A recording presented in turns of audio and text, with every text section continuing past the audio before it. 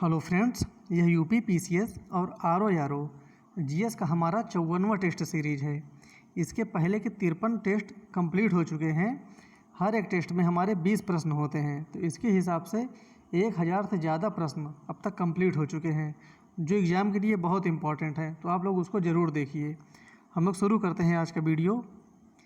निम्न में से किसकी औसत शुद्ध प्राथमिक उत्पादकता सबसे कम है? ध्यान देना, यहाँ पर औसत शुद्ध प्राथमिक उत्पादकता के बारे में बताना है जो सबसे कम है। शीतोष्ण कटिबंधीय वन, उष्ण कटिबंधीय वन, शीतोष्ण कटिबंधीय घास प्रदेश या उष्ण कटिबंधीय सवाना। तो इसका सही उत्तर हो जाएगा सी, शीतोष्ण कटिबंधीय घास प्रदेश। इसकी प्राथमिक उत्पादकता ये सबसे कम है। प्राकृतिक आपदा हरासीकरण का अंतर्राष्ट्रीय दशक माना जाता है। ये बहुत इंपॉर्टेंट प्रश्न है, 2 बार आ चुका है ये लोअर में। प्राकृतिक आपदा हरासीकरण का अंतर्राष्ट्रीय दशक कब माना जाता है? 1990 से 1999, 1991 से सन 2000, 1981, 1990, 2000, 2010।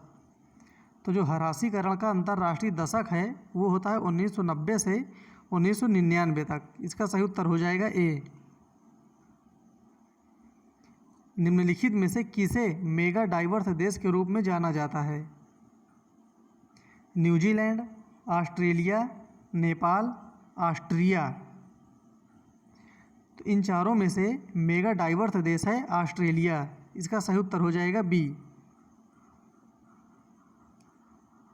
देश में विंटर लाइन, ध्यान देना ये वर्ड, विंटर लाइन की प्राकृतिक परिघटना किस नगर में दृश्यमान होती है? दार्जिलिंग, मसूरी, नैनीताल, शिमला। तो जो विंटर लाइन की प्राकृतिक परिघटना है ये दृश्यमान होती है मसूरी में। इसका सही उत्तर हो जाएगा बी। भारत में रैली फॉर वैली प्रोग्राम का आयोजन निम्न में से किस एक समस्या को उजागर करने के लिए किया गया था? पर्यावरण विकृति, जैव विविधता, विस्थापियों के पुनर्वास की समस्या, कृषि भूमि की क्षति। ध्यान देना ये चीज़ बहुत इंपॉर्टेंट है। रैली फॉर वैली प्रोग्राम तो ये संबंधित है विस्थापियों के पुनर्वास की समस्या से। इसका सही उत्तर हो जाएगा सी। तानसेन, बैजू बावरा और गोपाल नायक जैसे संगीतज्ञ ने स्वामी हरिदास से शिक्षण प्राप्त किया था। तो देखिए क्वेश्चन पूछा करता है तानसेन, बैजू बावरा, ये सब इनके गुरु कौन थे? तो कौन है? स्वामी हरिदास। इन्हीं से इन्होंने शिक्षण प्राप्त किया था। तो स्वामी हरिदास के अनुयायियों ने कितने संगीत अर्चना केंद्र स्थापित किए हैं? 5, 4, 3 या 2? इसका सही उत्तर हो जाएगा 1, 5। जहांगीर ने मुख्यतया निम्नलिखित में से किस कला को संरक्षण दिया था? चित्रकला, स्थापत्य कला, मूर्ति कला या संगीत कला को? इसका सही उत्तर हो जाएगा ए, जहांगीर ने चित्रकला को संरक्षण प्रदान किया था। दास्तान ए अमीर हमजा का चित्रांकन किसके द्वारा किया गया? अब्दुस समद, मंसूर, मीर सैयद अली, अबुल हसन। इन चारों में से किसने दास्तान ए अमीर हमजा का चित्रांकन किया था? इसका सही उत्तर हो जाएगा ए, अब्दुस समद के द्वारा।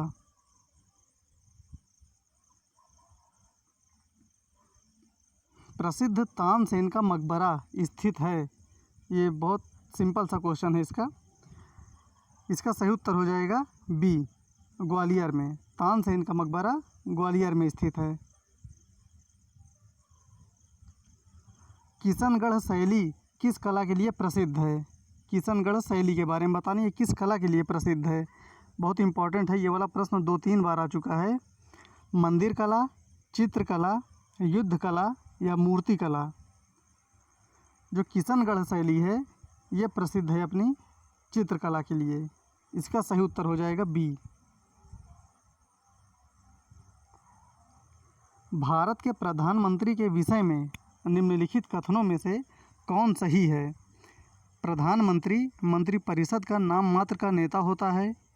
वह संसद के प्रति उत्तरदायी नहीं है। वह अपने मंत्रियों में से किसी को बर्खास्त नहीं कर सकता है। प्रधानमंत्री मंत्रिपरिषद का वास्तविक नेता है। तो जो इन चारों में से एक सही है वो बताना है, सिर्फ एक ही सही है। तो इसका सही उत्तर हो जाएगा डी, प्रधानमंत्री मंत्रिपरिषद का वास्तविक नेता होता है। निम्न में से किस एक की अध्यक्षता ऐसे के द्वारा होती है जो उसका सदस्य नहीं होता? लोकसभा, विधानसभा, राज्यसभा या मंत्रिपरिषद? तो इसका सही उत्तर हो जाएगा सी, राज्यसभा। भारतीय संविधान के अनुच्छेद 78 में, ध्यान देना ये अनुच्छेद 78 में प्रावधान है दायित्वों का। किसके दायित्वों का? लोकसभा अध्यक्ष के, राज्यसभा के सभापति के, भारत के नियंत्रक एवं महालेखा परीक्षक के या प्रधानमंत्री के।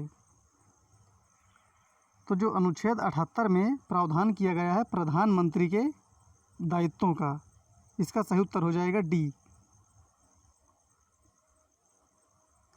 भारतीय संविधान के निम्नलिखित अनुच्छेदों में से कौन विधायन सत्ता पर पूर्ण नियंत्रण लगाता है?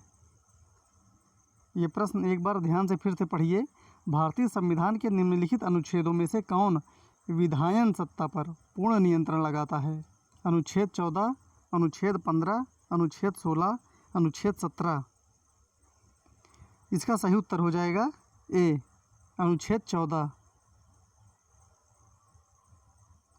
मौलिक अधिकार क्या है? वाद योग्य, अवाद्य योग्य, लचीले या कठोर? तो मौलिक अधिकार है वाद्य योग्य। इसका सही उत्तर हो जाएगा ए। निम्नलिखित में से खिलाफत आंदोलन का परिणाम कौन था? हिंदू मुस्लिम मतभेदों में कमी आई, भाषा की समस्या तीव्र हुई, हिंदू मुस्लिम दंगे बढ़े, हिंदुओं को दबाया गया। इसमें खिलाफत आंदोलन का परिणाम क्या निकला? इसका सही उत्तर हो जाएगा ए, हिंदू मुस्लिम जो मतभेद थे उन दोनों के बीच में, उसमें काफ़ी कमी आई थी। वह व्यक्ति जिसने 4 अप्रैल 1919 को दिल्ली की जामा मस्जिद के प्रवचन मंच से हिंदू मुस्लिम एकता का भाषण दिया था, वे थे महात्मा गांधी, महामना मालवीय, लाला लाजपत राय, स्वामी श्रद्धानंद। तो जो हिंदू मुस्लिम एकता का भाषण दिए थे वो थे स्वामी श्रद्धानंद। इसका सही उत्तर हो जाएगा डी, जामा मस्जिद। ये ध्यान देना है। भारतीय राष्ट्रीय कांग्रेस ने पहला असहयोग आंदोलन किस वर्ष में शुरू किया था?